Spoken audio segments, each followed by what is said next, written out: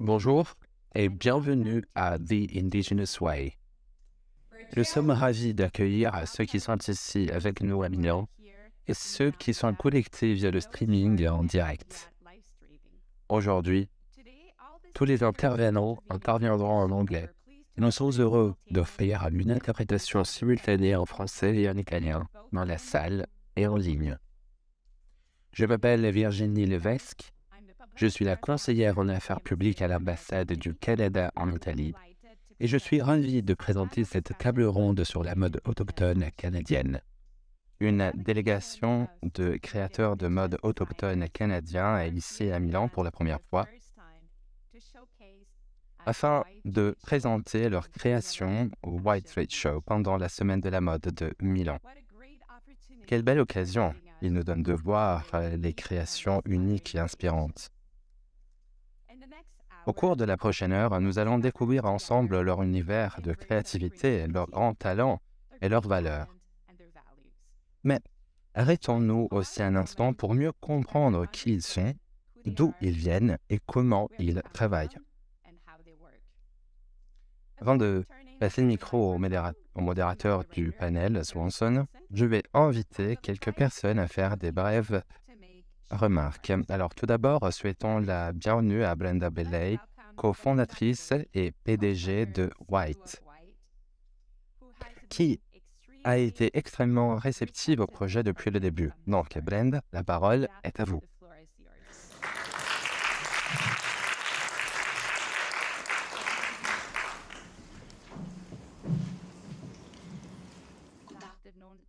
Bonjour à tous et merci d'être parmi nous pour cet événement marquant. Alors, tout d'abord, je voudrais profiter de cette occasion pour remercier la sénatrice Lucia Borgonzoni, sous-secrétaire d'État au ministère de la Culture, pour son soutien constant. Elisa Goldberg, ambassadrice du Canada en Italie, pour son engagement fort et pour son équipe dévouée et travailleuse. Sage Paul, directrice exécutive et artistique Indigenous Fashion Arts, pour son engagement fort et sincère dans le projet. Et bien sûr, tous les incroyables créateurs qui présentent cette année et qui, avec leur tradition, leur culture, leurs valeurs et leur expertise unique, constituent le cœur, la beauté et la force de cet important projet. Evan Ducharme, Leslie Hampton, Neil Perkins, Robin McLeod, Justin Lewis, Erica Donovan.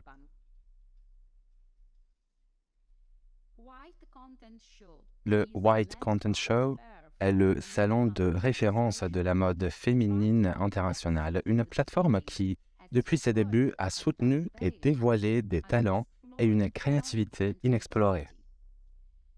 Nous sommes honorés et fiers d'avoir eu cette occasion, à l'occasion avec l'ambassade du Canada, de soutenir le IFA, Indigenous Fashion Arts, dans cette entreprise importante et précieuse. Cette opportunité sans précédent apporte une grande visibilité aux créateurs et en même temps les introduit dans un réseau puissant et international de professionnels de l'industrie. Merci à tous.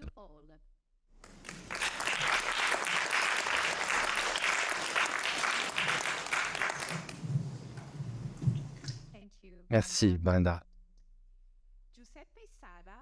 Giuseppe Sala, le maire de Milan, la capitale mondiale de la mode, nous a envoyé ce message vidéo. Mes chers amis, mes chers invités canadiens, bienvenue à Milan. C'est un grand plaisir de vous accueillir à cette nouvelle édition de White et à ce panel spécial promu par l'ambassade du Canada. Je suis reconnaissant à l'ambassadeur Goldberg d'avoir contribué à cet événement significatif d'aujourd'hui au programme White, ainsi que d'avoir créé un lien avec notre ville jumelle de Toronto. White est l'un des événements les plus innovants de Milan. Il traduit la capacité de notre ville à tisser des relations d'une grande portée et à attirer la créativité du monde entier.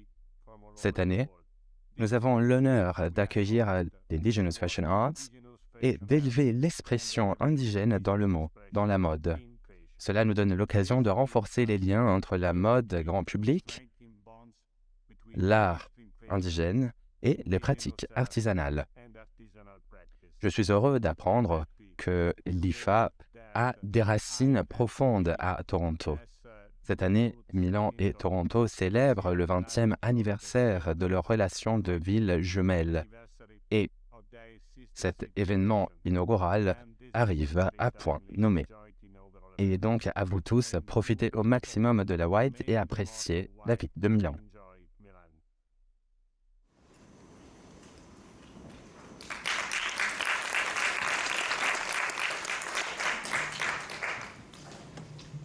Merci beaucoup au maire et au personnel de la ville de Milan pour leur accueil chaleureux et leur soutien. La prochaine personne que j'aimerais inviter à monter sur le podium est Sage Paul, la directrice d'Indigenous Fashion Arts basée à Toronto, qui travaille si dur pour donner de la visibilité et des opportunités au peuple indigène. Sage, veuillez venir ici. Merci.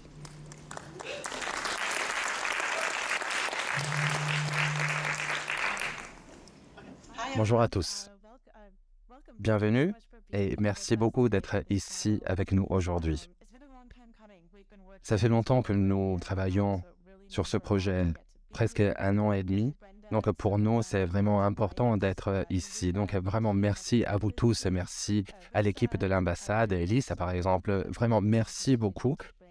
Je suis très ravi d'avoir eu la possibilité d'avoir ici une délégation de créateurs indigènes à Milan, la capitale de la mode du monde entier. Moi, je suis la directrice exécutive et artistique de l'Indigenous Fashion Arts. Nous sommes une organisation sans but lucratif de Toronto qui aide les designers canadiens et indigènes, mais qui travaille aussi au niveau international avec des communautés du monde entier.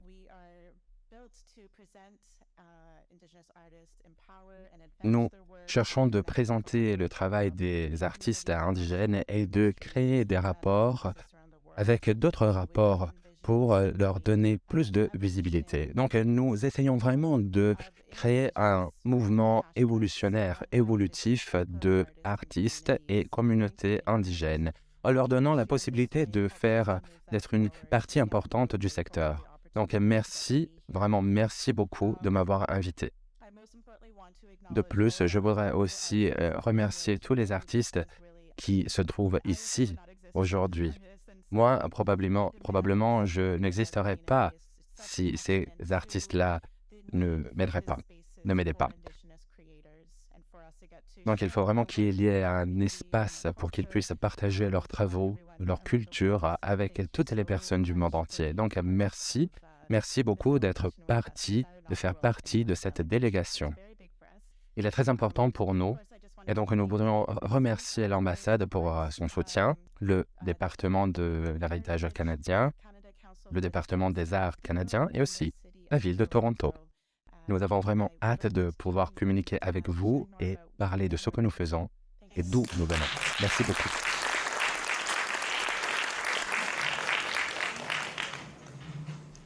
Merci beaucoup, Sage.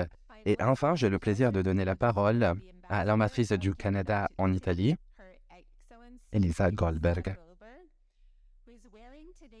qui porte aujourd'hui de superbes boucles d'oreilles réalisées par Neo Perkins, l'un des designers venus du Canada.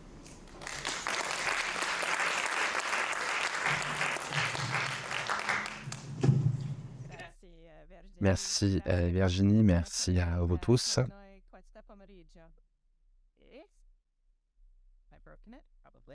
J'ai peut-être cassé le micro, je suis désolé. Bienvenue. Nous sommes vraiment contents d'être ici avec vous tous pendant cet après-midi avec la délégation de designers canadiens et indigènes, partenaires de White, qui a travaillé avec nous pendant ce parcours dès le début. Pour ceux qui sont venus du Canada et des territoires des populations indigènes, nous vous souhaitons une chaleureuse bienvenue ici à Milan. Et aussi pour ceux qui se trouvent au Canada. Pour nous, c'est vraiment la première fois qu'une délégation de designers indigènes est invité White pendant la Milano Fashion Week.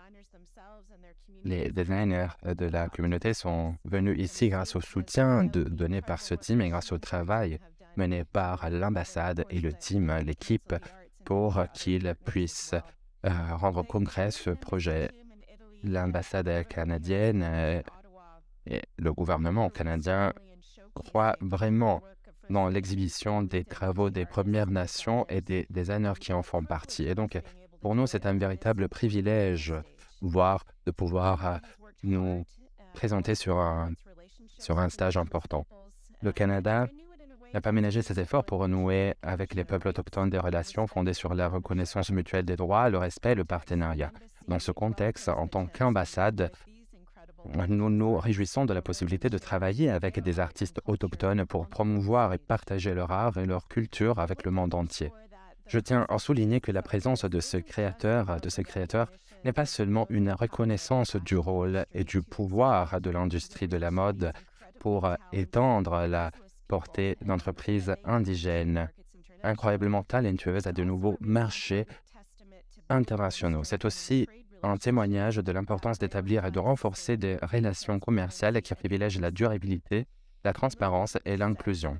En ce sens, les vêtements ne sont pas seulement quelque chose à porter, comme par exemple les boucles d'oreilles que je porte, mais aussi un moyen de raconter une histoire. Et pour les créateurs indigènes que vous rencontrerez ici dans les prochains jours, leur histoire est celle de la diversité, de la durabilité, de l'autonomisation des femmes et du respect fondamental des personnes et de notre environnement.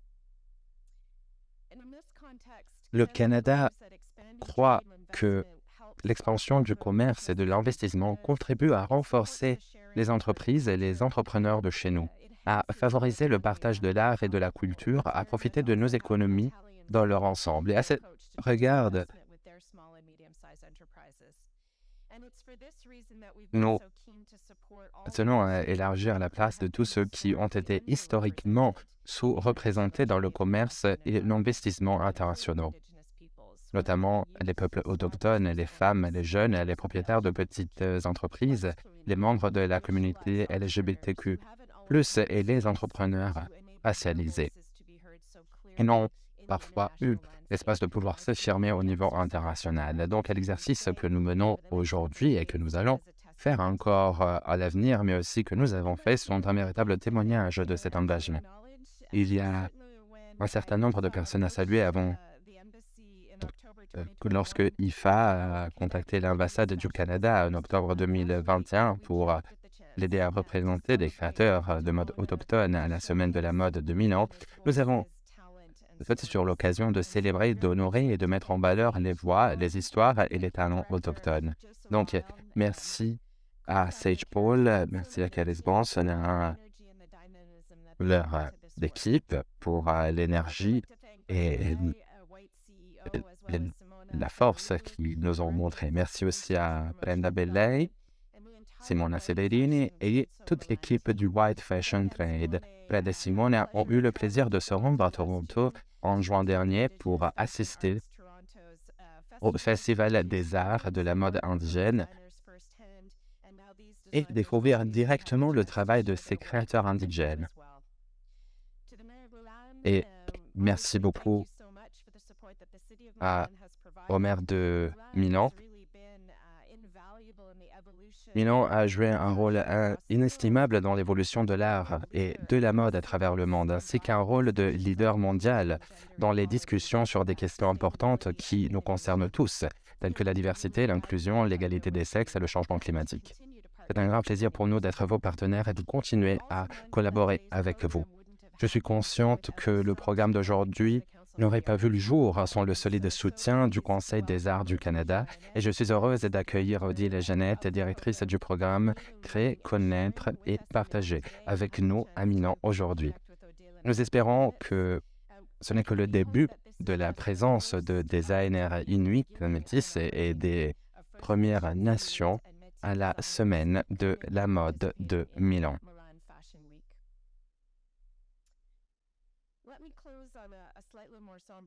Permettez-moi de terminer sur une note un peu plus sombre. Si nous nous réjouissons à juste titre des réalisations d'aujourd'hui et des promesses qu'elles recèlent avec les entreprises canadiennes et les designers, je m'en voudrais de ne pas reconnaître qu'elles ont lieu à l'occasion d'anniversaires tragiques en Europe. Il y a 365 jours, la Russie a envahi l'Ukraine, rappelant les actions coloniales du passé.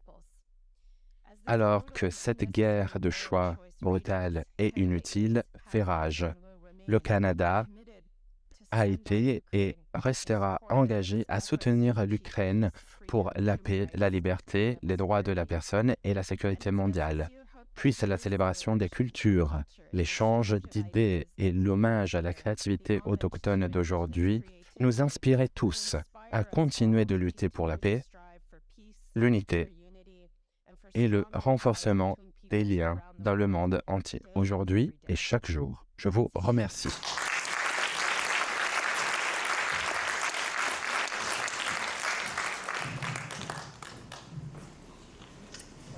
Merci Madame l'ambassadrice. Maintenant, nous avons le plaisir d'assister à une performance de Marika Sila,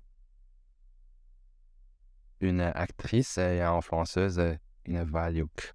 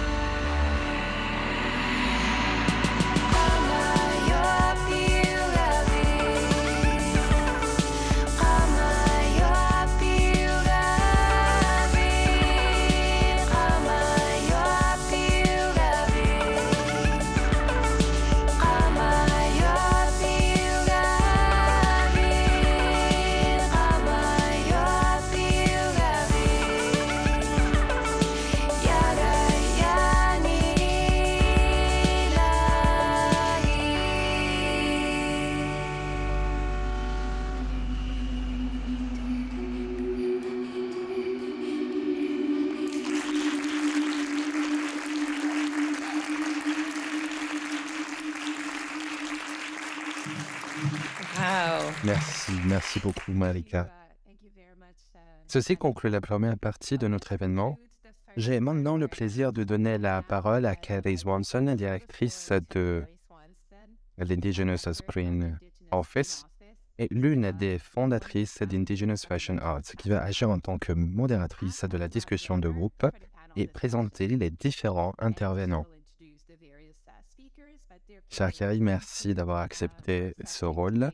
J'aimerais également inviter sur scène Sage Paul, Odile Jeunette, directrice du programme Créer, Connaître et Partager, Justin Louis, créateur du mode et fondateur de la marque Section 35, et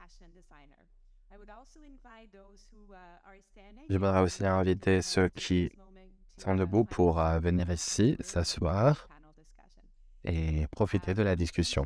Merci à vous tous pour votre attention et nous espérons que vous apprécierez l'événement. Bon après-midi à vous tous et merci d'être ici avec nous. Je voudrais vraiment remercier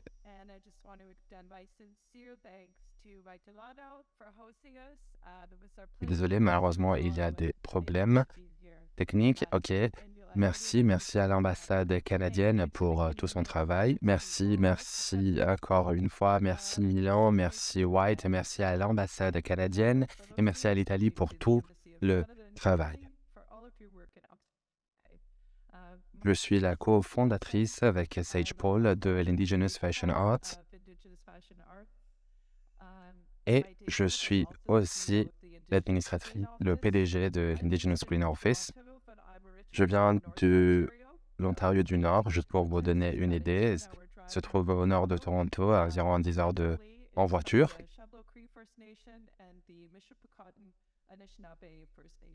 Pour quelqu'un, cela pourrait être un peu compliqué à comprendre, mais effectivement, c'est assez loin.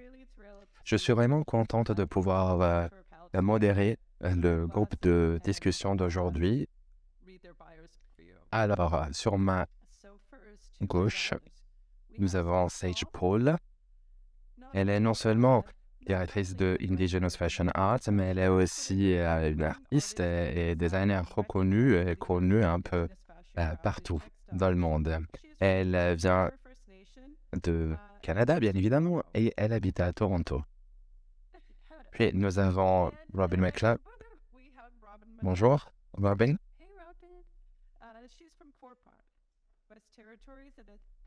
Désolé, malheureusement, il y a des problèmes avec le micro.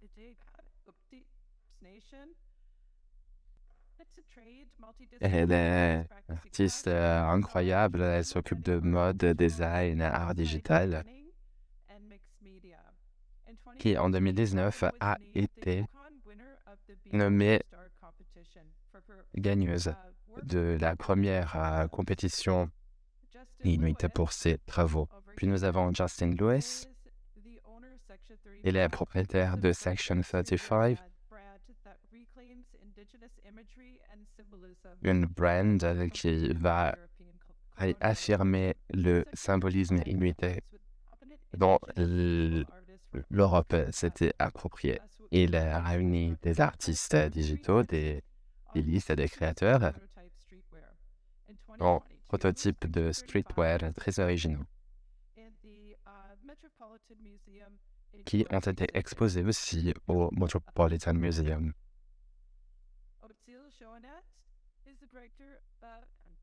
Malheureusement, nous avons un peu de problème avec le micro, nous sommes désolés.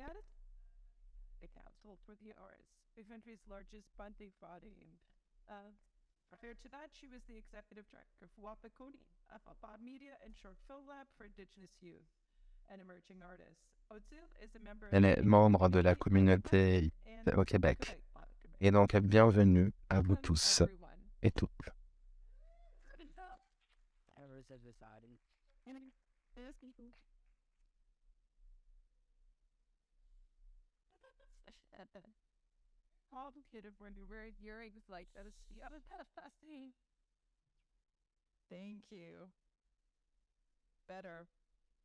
C'est compliqué même quand on porte des boucles de ce genre, mais bon, merci. Ok, c'est un peu plus simple. Donc, Sage, je vais commencer par vous.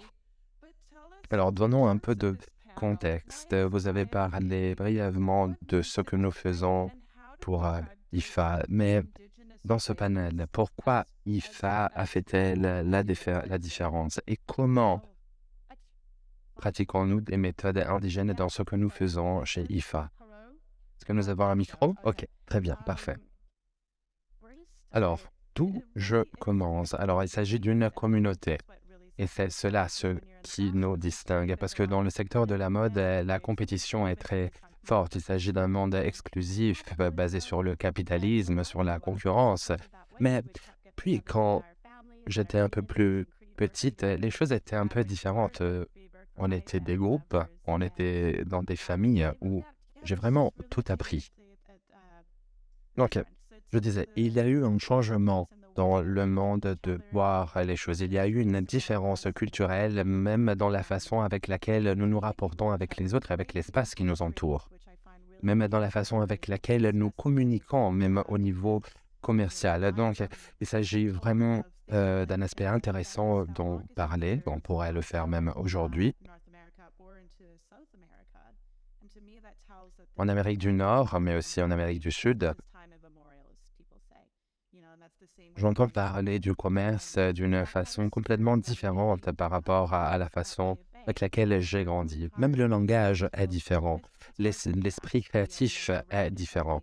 D'après nous, chez IFA, nous travaillons dur pour se distinguer d'une culture à grand public. Et si nous ne travaillons pas activement pour trouver notre espace dans ces lieux et pour pas aller un peu à rebours en tant que communauté, nous n'allons pas faire entendre notre voix. Et donc, nous devons vraiment arriver à nous distinguer, nous devons nous renseigner, nous devons savoir ce qui se passe dans les institutions. Nous, et IFA, travaillons dur pour éliminer toute barrière que les communautés indigènes peuvent trouver sur leur chemin, dans le monde en général, mais aussi dans le secteur de l'art et de la mode. IFA met en exergue ces différences. IFA célèbre, mais vraiment en exergue ces histoires, les matériaux utilisés et les traditions des Inuits. Tout simplement, en observant le ciel et les étoiles, nous pouvons avoir de nouvelles idées. Et toutes ces réalités sont célébrées dans notre quotidien chez IFA. Et nous pouvons vraiment voir les résultats concrets. C'est vraiment incroyable. Merci beaucoup. Pour ceux qui ne connaissent pas ce que nous faisons chez IFA,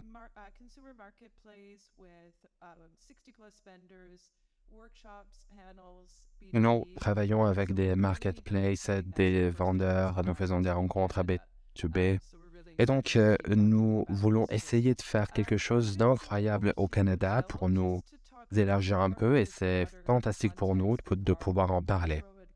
Maintenant, nous allons parler d'un contexte un peu plus ample avant de passer la parole à des artistes. Toi, moi, nous venons de l'environnement fondateur, si on veut. Donc, nous faisons partie d'un écosystème qui ne fait que se construire et qui se base vraiment sur ce que nous appelons narration de la souveraineté indigène. Est-ce que tu pourrais nous parler un peu plus de ces concepts, même dans une optique de travail? Bonjour, oui, bien sûr, je suis vraiment contente de pouvoir travailler auprès du Conseil canadien des arts. J'ai toujours travaillé pour la leadership indigène, pour l'unité indigène et autochtone, et auprès du Conseil canadien en 2016-2017. Il y a eu des conversations pour déconstruire des perspectives. Donc, dans la création du programme que je gère aujourd'hui, Créer, connaître et partager, il s'agit d'un programme qui a été conçu 100% par des populations autochtones pour les populations autochtones. Les personnels sont autochtones, les élus sont indigènes, autochtones, et donc il s'agit vraiment d'un réseau consacré à l'affirmation des populations indigènes. D'après nous, il y a une approche stratégique. Quand on fait un travail puissant avec les délégations indigènes autochtones. Par le passé, j'ai vu qu'une personne autochtone devait vraiment nager toute seule dans l'océan pour pouvoir s'affirmer, alors que cela est vraiment différent par rapport à ce que nous voyons dans un réseau un peu plus fort. Quand on travaille comme équipe, groupe, on est tous ensemble. Il y a plusieurs voix qui parlent de la même chose. Donc pour nous, il est vraiment essentiel de déconstruire l'art avec des méthodes indigènes autochtones, comme Sage disait. L'art est une façon d'être, une façon pour exprimer ce qui nous sommes. Cela peut être fait avec plusieurs façons différentes, sur plusieurs plateformes différentes et avec plusieurs façons et méthodes d'expression qui ont quelque chose à voir avec l'identité culturelle. Dans le programme que je gère dans le Conseil canadien des arts, nous voyons et nous croyons que l'art est une activité de base et a une fonction de lien entre les personnes plus adultes et les plus jeunes. Donc, nous utilisons les techniques les plus anciennes pour, par exemple, la création d'accessoires traditionnels. Et donc, exactement comme les nouvelles technologies, comme par exemple la réalité virtuelle, même les techniques antiques sont puissantes. Et donc, il est important de guérir et après créer et s'exprimer de façon positive. Soyons toujours fiers. Nous devons parler de ce qui nous sommes et le dire à voix haute. Dans tous les pays du monde, les arts ont toujours été une stratégie d'expression de la culture. Et c'est exactement ce que nous faisons en tant que population autochtone au Canada. Et il est incroyable de voir tout le support que nous recevons. Il s'agit vraiment d'un voyage. Nous continuons à éliminer les barrières contre l'accessibilité pour que ces plateformes deviennent accessibles, pour qu'on puisse entrer dans des espaces d'influence pour que les changements culturels que nous voyons voir puissent vraiment se concrétiser. Une autre chose que nous voulons voir, c'est que les arts indigènes sont transversaux.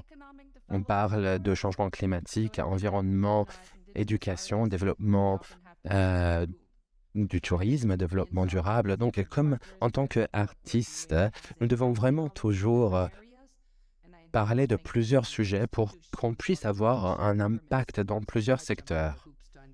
Les institutions, les gouvernements, maintenant, doivent vraiment lutter avec nous. Merci. Incroyable, merci. Parfois, cette narration risque de se perdre, surtout en Europe, parce que la souveraineté peut avoir aussi une connotation négative. Mais dans un contexte canadien, je veux vraiment souligner que les populations autochtones ont des droits inscrits dans la Constitution, bien évidemment. Tout ce que nous voyons,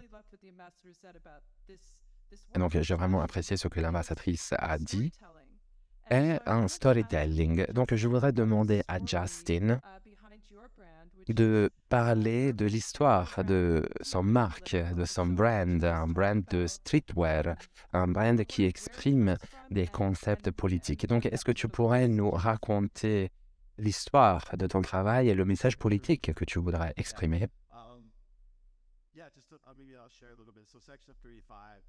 Section 35 est une référence à la Constitution canadienne qui protège les droits des populations autochtones. J'ai beaucoup travaillé par le passé à une série de consulences réglementaires avec de grandes entreprises. Et puis, mon activité s'est transformée en une activité sociale.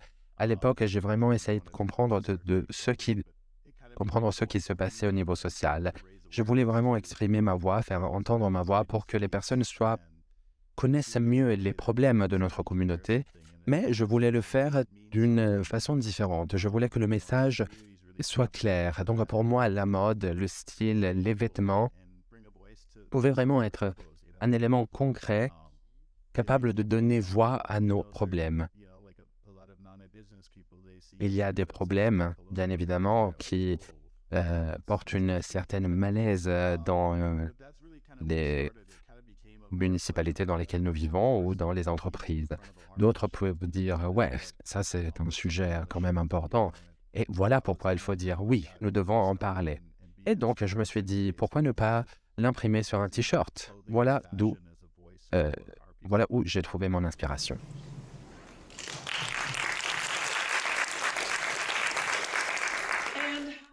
Et et toi, Robin, ton travail vient d'un lieu complètement différent. Tu travailles dans les territoires nord-occidentaux, dans une communauté lointaine. Donc, quelle est l'histoire de ton travail? Alors, salut à tous, je suis Robin McLeod et je viens de Fort Providence. La communauté dans laquelle j'ai grandi a vraiment peu de personnes. Et ma mode se base sur ma vision, sur ma forme d'expression. La mode m'a toujours intéressé. Dès que j'étais petite, j'avais 6 ans quand j'ai commencé à m'intéresser.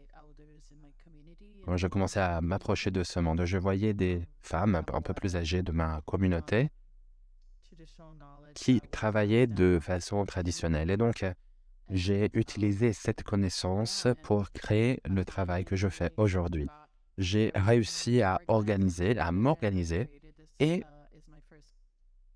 j'ai créé la première collection de mode que j'ai jamais créée et elle est disponible ici à Milan. C'est vraiment incroyable. Merci beaucoup.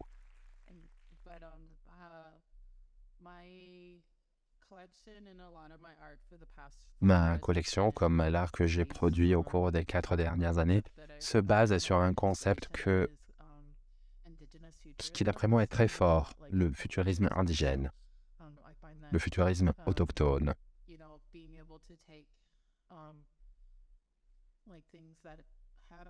Je trouve que être capable d'utiliser des choses du passé, la façon avec laquelle la mode et l'événement a été créé il y a 2 ans, par exemple, me met vraiment en contact avec mes origines, mes racines. Et donc pour moi, la mission, c'est vraiment de les rendre actuels. Je veux les présenter à ma famille, à mes amis, les partager sur les réseaux sociaux pour qu'elles puissent être un peu plus disponibles. Je veux parler de comment les populations autochtones ont été capables de s'adapter. Elles ont toujours réussi. Et cela, c'est vraiment fascinant pour moi.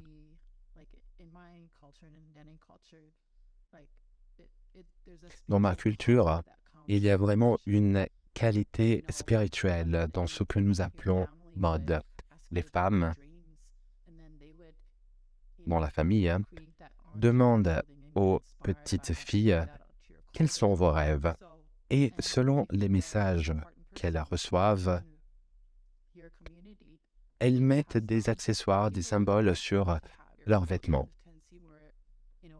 Cela représentait vraiment une façon pour exprimer les qualités de la personne et les rêves de la personne. Il y a plusieurs approches différentes à apprendre qui portent sur comment s'exprimer par le biais de la mode. Cela est un élément essentiel pour ma population et aussi pour moi. Merci. Cette femme est vraiment incroyable. Elle est ici avec sa petite fille de 6 mois.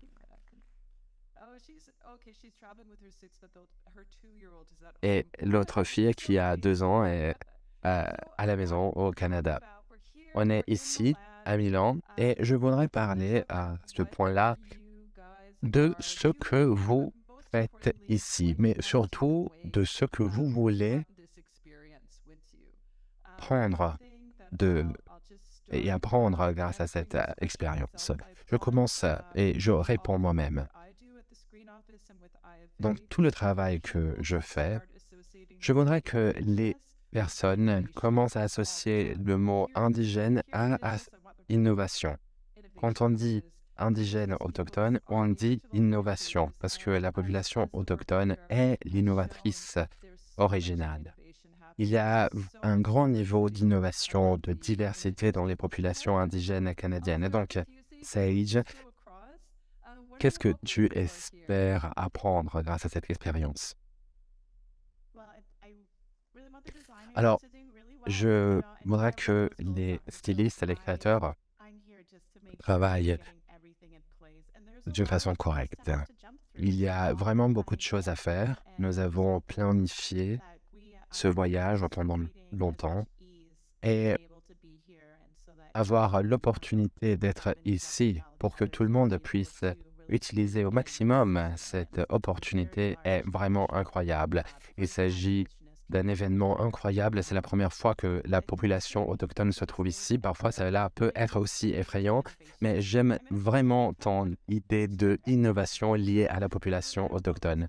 Maintenant, je me concentre seulement sur le fait que tout le monde ait ce dont ils ont besoin lors de cet événement et expérience.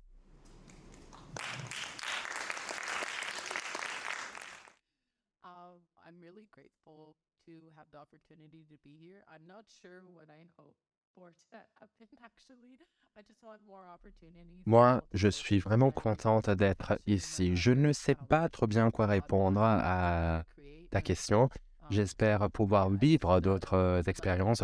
Au moins, je pourrais partager mon travail, ma mode, parce que pour moi, créer et partager est vraiment amusant. Donc, j'aimerais bien que les personnes viennent à nous dire bonjour, par exemple. Moi, j'ai Google Traductor et Google Translate, pardon, Google Traducteur, grâce auquel je peux communiquer avec les personnes. C'est le stand 196. The designers in person as opportunities will rise from this encounter and the relationships. Je suis vraiment contente de pouvoir rencontrer ces créateurs et d'après moi, il y aura après vraiment beaucoup d'opportunités et on pourra entamer de nouveaux rapports humains. Je veux faire en sorte qu'il y ait tout le nécessaire pour que vous soyez à votre aise pour créer, partager, parce que nous voulons supporter votre succès tout en travaillant avec vous. Voilà le message principal pour moi. Et je voudrais aussi entamer de nouvelles rapports et relations. Nous collaborons avec de nombreux gouvernements et institutions. Donc, pour nous, ouvrir de nouveaux parcours est l'espoir le plus important pour moi. Avoir d'autres occasions de partage et de collaboration. Voilà, merci.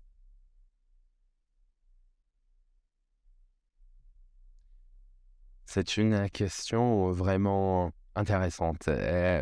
Alors, pour moi, le fait d'être ici est déjà important. Je peux représenter ma famille, ma communauté, et j'ai l'occasion de montrer même à mes enfants ce qu'une personne peut effectivement accomplir.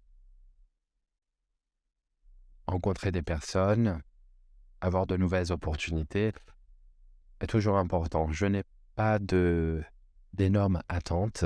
Moi, je me considère déjà très chanceux parce que je suis ici à Milan. Donc, s'il y a d'autres nouveautés, tant mieux. Et moi, je suis vraiment content d'être ici à Milan avec vous. Le mot gratitude, joie, bonheur, waouh, incroyable. Sage.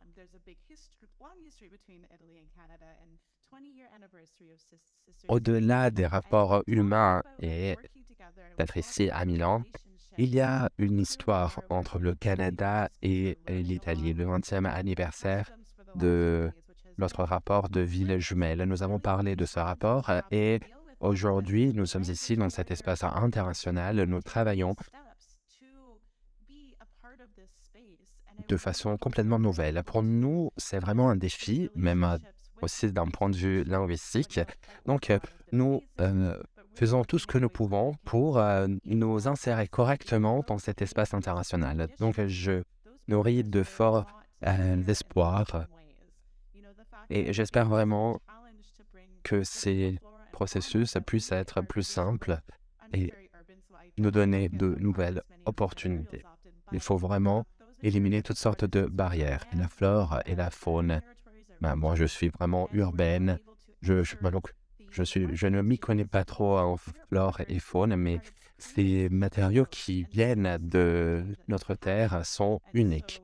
Nous ne arrivons pas à entrer dans le marché avec ces matériaux-là parce qu'il y a des restrictions, des barrières, même à la douane, à la frontière. Cela est vraiment un problème et que j'aimerais bien éliminer. J'aimerais bien trouver une solution à ce problème, même grâce à l'aide de IFA. Là, maintenant, nous sommes là et donc il est plus simple pour nous de gérer ces problématiques. Et c'est un défi, mais les personnes peuvent arriver, venir au Canada très facilement. Merci. Oui, c'est incroyable. Vraiment, tu as anticipé ma prochaine question. Quand on se retrouve dans ce type d'occasion, nous ressentons la joie et l'amour qui caractérisent le travail que nous faisons. Nous nous sentons renforcés par l'amour à l'envers du travail, de la famille, de la communauté, même pour nous-mêmes. Mais il y a de nombreux défis, comme Sage disait. Elle a parlé dans ce défi. Elle a parlé du problème de la frontière, de la douane, qui parfois empêche les échanges entre personnes. Donc, en ce qui concerne les défis, qu'est-ce que vous voulez que les personnes sachent à propos des autres défis auxquels vous devez faire face quand vous travaillez? Vous voulez tout simplement présenter vos travaux dans ce domaine.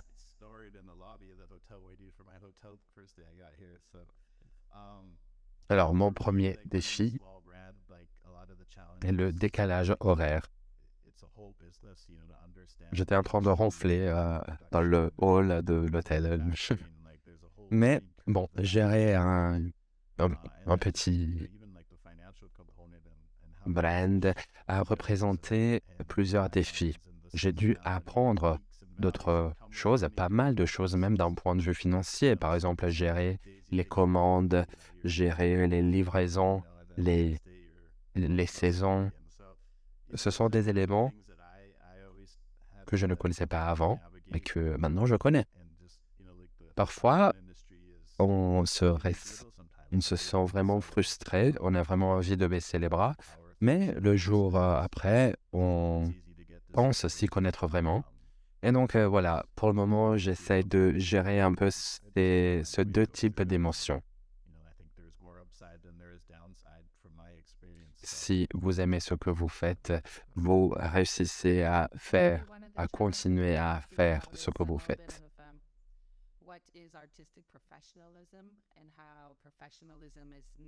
Un des défis dont je pourrais parler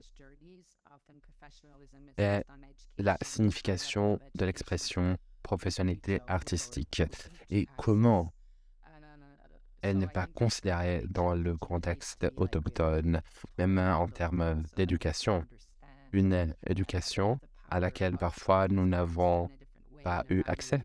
Donc cela, effectivement, est un défi auquel il faut faire face pour bien comprendre le pouvoir de ces artistes, comprendre comment il peut être évalué et voir qu'effectivement, ce pouvoir peut nous donner la possibilité d'avoir d'autres opportunités. Ce sont des personnes fortes, innovatrices,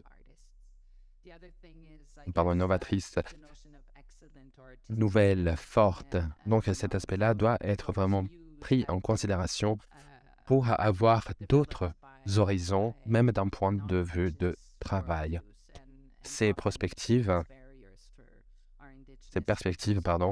ont été parfois développées par des mondes pas autochtones. Et cela a représenté une barrière pour le monde autochtone indigène. Voilà, selon moi, les défis principaux auxquels il faut faire face pour qu'il y ait une expression culturelle plus importante des arts indigènes. Nous savons ce que excellence et professionnalisme signifient. Comprendre plusieurs parcours signifie être impliqué dans de nouvelles conversations.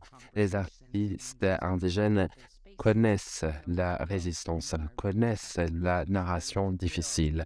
Nous devons nous sentir à notre aise dans ces espaces qui parfois ne sont pas trop confortables pour qu'on puisse apprendre l'un des autres et grandir et construire les sociétés que nous voulons voir à l'avenir, même pour les nouvelles générations.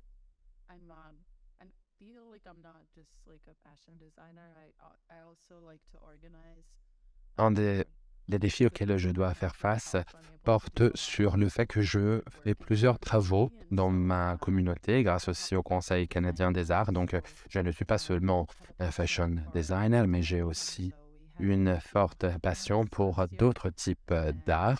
L'année passée, j'ai organisé un grand groupe qui s'occupait d'art. Et cette année, j'ai découvert qu'il y a une forte tradition de tatouage dans les territoires du Nord.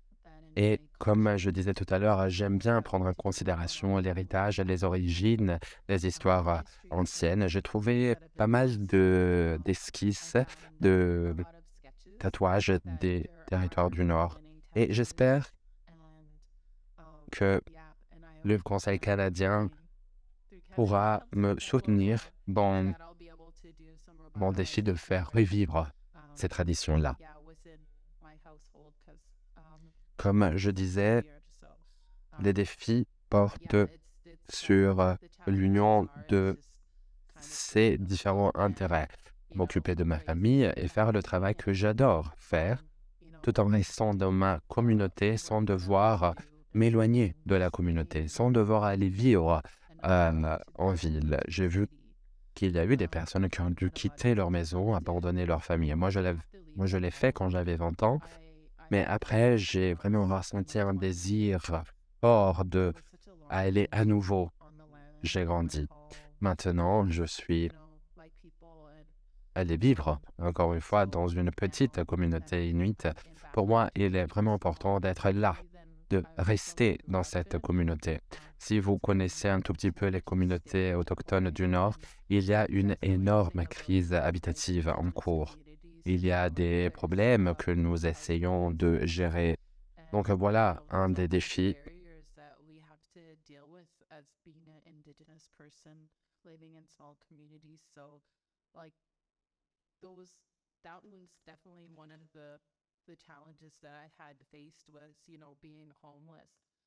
Le fait de ne pas avoir une maison, voire vivre dans une maison qui était pleine de gens.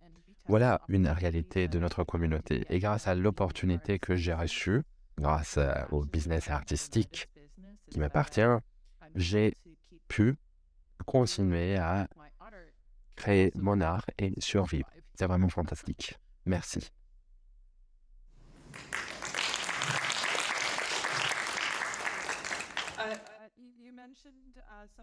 Tu as parlé de barrières. Venir de l'autre côté du monde est difficile, n'est-ce pas? Parce que les personnes ont parfois des problèmes à comprendre l'histoire des populations autochtones. Même les Canadiens ont du mal, quelquefois. Donc, il y a vraiment cette difficulté quand il s'agit d'éduquer, de communiquer, parler de leur histoire. Cela peut être vraiment considéré une responsabilité en plus, un fardeau. Mais cela dit, vraiment, merci à votre leadership. Grâce à votre innovation, il y a un véritable élan d'art autochtone qui a envie d'exploser au Canada. Voilà pourquoi je travaille sur ce projet. Il y a vraiment une abondance de travaux incroyables au Canada. Et donc, je voulais vous demander, qu'est-ce qui vous touche? Qu'est-ce qui vous motive et vous inspire le plus en ce moment? Sage,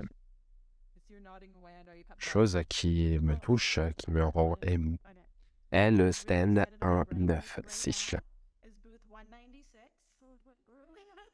Il y a de nombreuses opportunités, voir notre communauté qui se réunit et réussir à rester dans notre territoire sans devoir aller vivre dans les grandes villes, faire partie de la réalité dans laquelle on a grandi avec ma sœur, à la maison, avec ma famille. Et c'est vraiment incroyable. Il est important de rester qui nous sommes. Nous nourrissons un fort espoir pour l'avenir. Je le vois chez mes neveux et mes nièces. Je veux continuer à faire ce travail parce que ce travail me rend heureuse.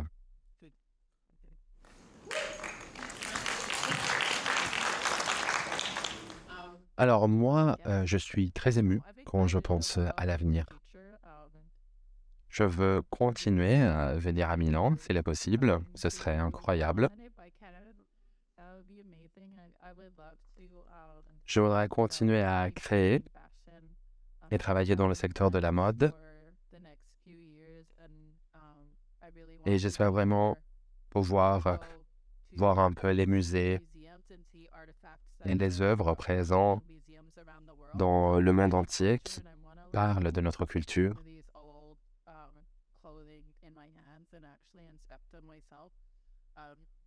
Et donc, réussir à trouver mon inspiration, parce que je connais beaucoup de choses grâce aux livres, mais ce serait bien de pouvoir le voir physiquement. Donc, un grand projet, c'est vraiment de rendre réels des objets du passé, de rendre des objets du passé un peu plus réels, concrétiser cette idée-là. Et voilà, j'espère avoir d'autres grandes opportunités.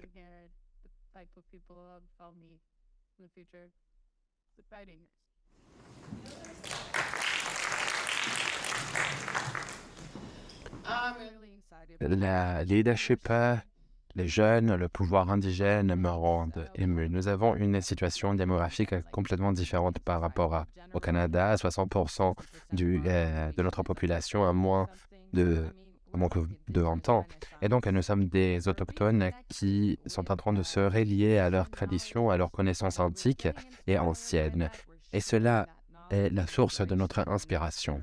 Voilà ce qui m'inspire. Moi, je suis très ouverte au parcours de guérison que je vois face à nous.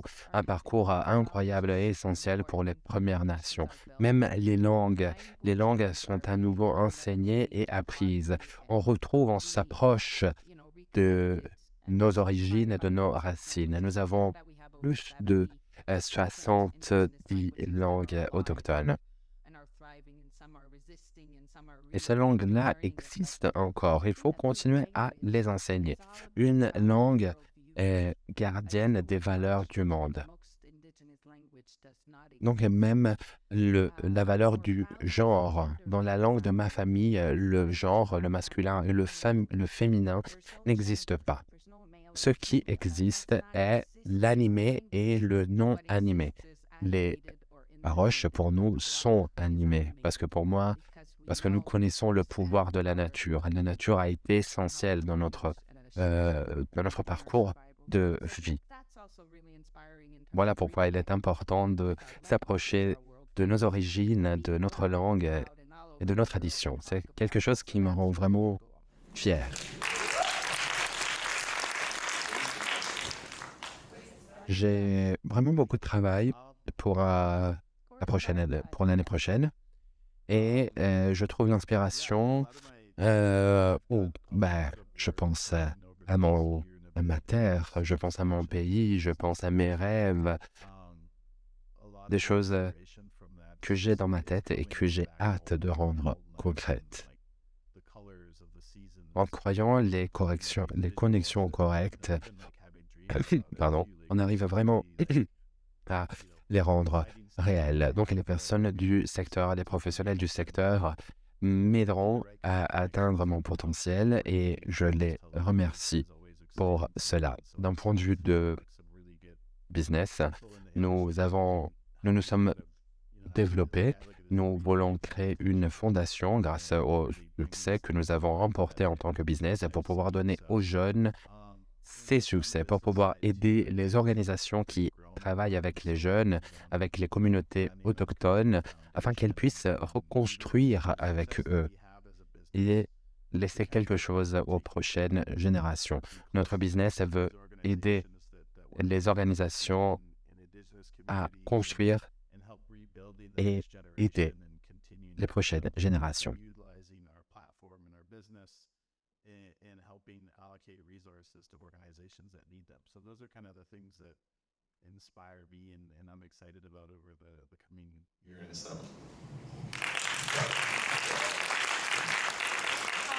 Excellent. Alors, nous avons encore juste 2 questions. Alors, parlons de ce panel, méthode indigène. Alors, j'en ai beaucoup parlé dans le travail que nous faisons.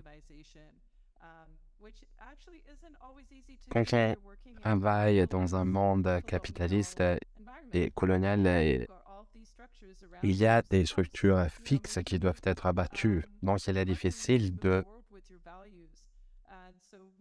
bouger et de se développer avec nos valeurs. Donc, pour nous, le respect est essentiel.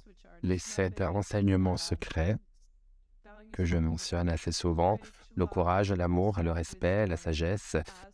Alors, je voulais vous demander quelles sont les valeurs qui caractérisent votre travail. Et pour boucler un peu la boucle, finissons sur cet aspect-là. Qu'est-ce que vous voulez que ce public reçoive? Juste quelques mots.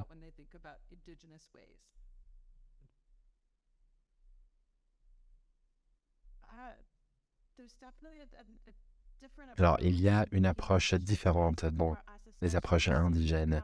Et donc, comme tu disais tout à l'heure, la valeur est la base de tout ce que nous faisons. Les valeurs se reflètent dans notre travail, réciprocité, générosité, la façon avec laquelle j'ai grandi.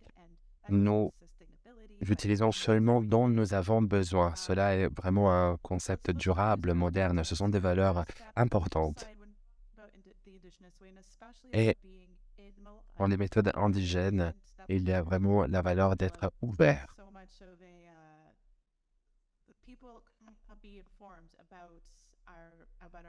Très souvent, les personnes ne connaissent pas trop bien notre culture et nos pratiques. Il y a de nombreux stéréotypes qui sont une source de malentendus. Et donc, je voudrais partager l'espoir que ces valeurs arrivent de façon plus claire, plus transparente. Au moins, on pourra les vivre ensemble pour apprendre à les mettre en œuvre ensemble. Nos pratiques ont été sapées au cours du temps, donc j'espère que les personnes pourront trouver un peu de temps pour les reconstruire. Nous avons passé pas mal de temps nous avons été exploités pendant plusieurs années. Nous n'avions même pas les biens primaires à disposition. Donc voilà mon espoir.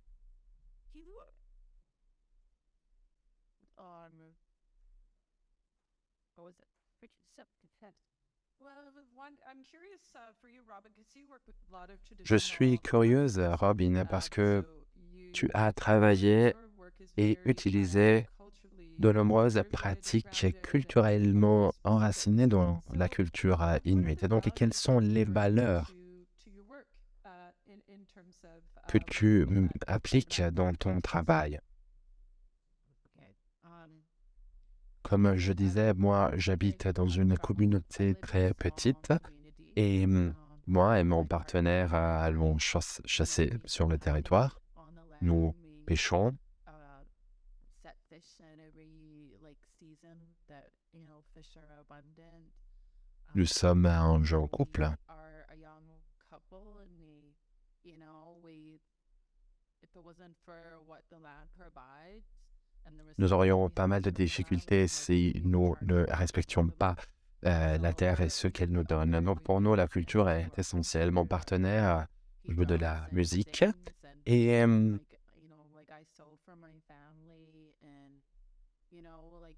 faire partie de cette communauté est essentiel et qui explique exactement ce qui je suis. Je suis très fier de mes origines et de mes personnes.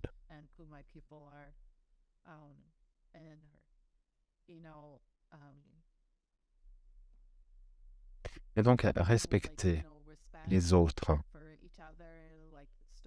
est fondamental pour notre culture. Écouter les personnes un peu plus âgées et les personnes un peu plus sages que nous, qui ont toujours quelque chose à nous enseigner, est fondamental. Créer ces relations, s'entraider, partager, toujours avec gentillesse. Definitely going with the flow is something that I really had to do Tout cela this year est because quelque chose que j'ai dû vraiment mettre en œuvre pendant la création de ma collection de mode. J'ai parlé avec des femmes, ma sœur, quelques amis à moi,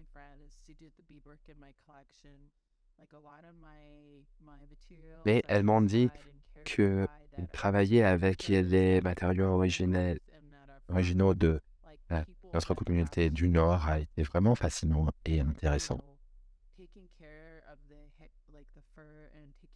De nombreuses personnes ont parfois du mal à traiter les matériaux venant de notre terre. Donc, apprendre ces techniques-là est essentiel pour nous. Respecter les animaux est essentiel. Tout est utilisé, rien n'est gâché. Nous mangeons chaque partie de l'animal que nous chassons, même la peau est utilisée. Au cours des 20-30 dernières années,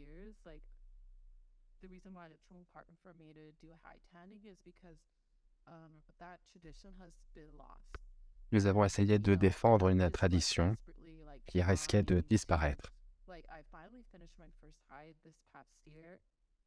Yeah, I'm so excited about that, and I'm still every high is different because there's different C'est-à-dire un peu la chasse. Donc, il est difficile de chasser selon la saison. Il y a des caractéristiques différentes des animaux qu'on chasse. Donc, il est vraiment tout cela pour vous dire que il est crucial pour moi de trouver et connaître ces pratiques-là. Incroyable. Une des valeurs que nous défendons grâce à IFA, c'est de faire connaître aux personnes le travail, la connaissance ancestrale qui caractérise ces travaux. Ce faisant, les personnes peuvent en comprendre la valeur, la différence, acheter quelque chose qui est industriel et acheter quelque chose qui est produit comme ça, où toutes ces valeurs-là sont appliquées. Les pratiques indigènes. La performance de Malika m'a inspiré beaucoup en travaillant avec des institutions coloniales et canadiennes. Profitant de tout ça, j'ai compris que nous avons besoin d'un fonds dédié aux populations indigènes.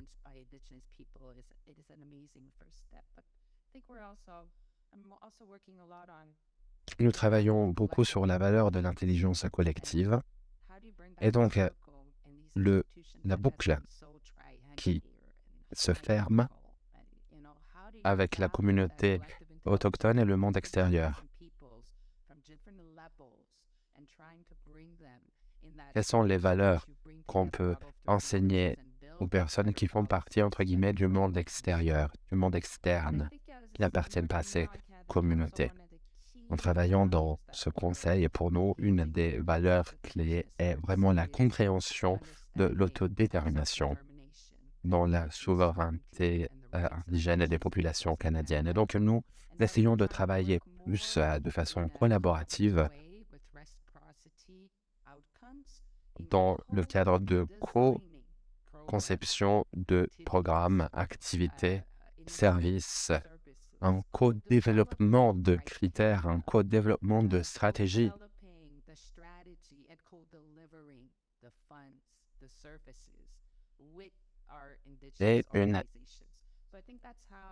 Et le partage de services et de valeurs et d'objectifs communs. Voilà les piliers qui m'inspirent. Et le programme indigène auprès du Conseil canadien continue à évoluer. Les pratiques indigènes prennent en considération plusieurs sujets, l'inclusion, la diversité. Et donc, tout ce que nous avons essayé de faire au cours des générations, aujourd'hui, nous le voyons concret. Ces idées se sont concrétisées. Nos aïeux voient que nos droits sont respectés de façon positive, avec empathie, humilité, générosité. Cela a été un gros problème dans un monde capitaliste. Nous avons vu un pouvoir imposé sur les individus. Donc voilà une bonne pratique indigène autochtone.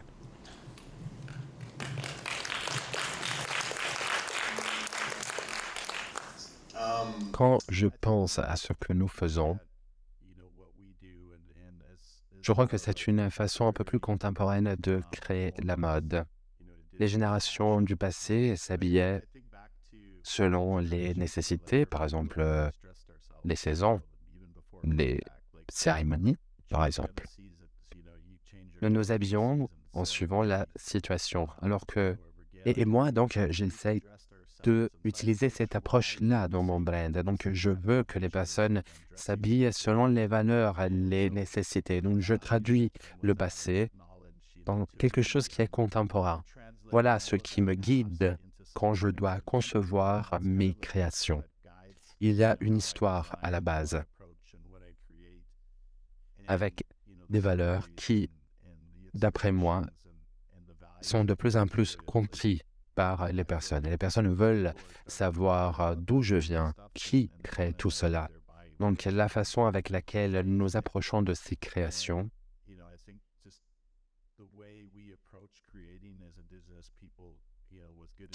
contemporaines ou traditionnelles représente toujours une façon d'exprimer notre soin dans ce que nous faisons et dans tout ce que nous créons. Voilà mon approche.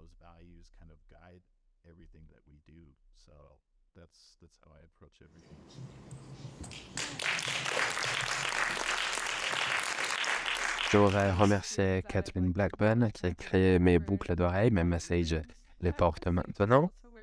Et donc, nous avons fini la session d'aujourd'hui. Je voudrais vous remercier. Merci d'être venu. Merci de nous avoir écoutés et venez nous voir au stand 196. Merci encore à vous tous.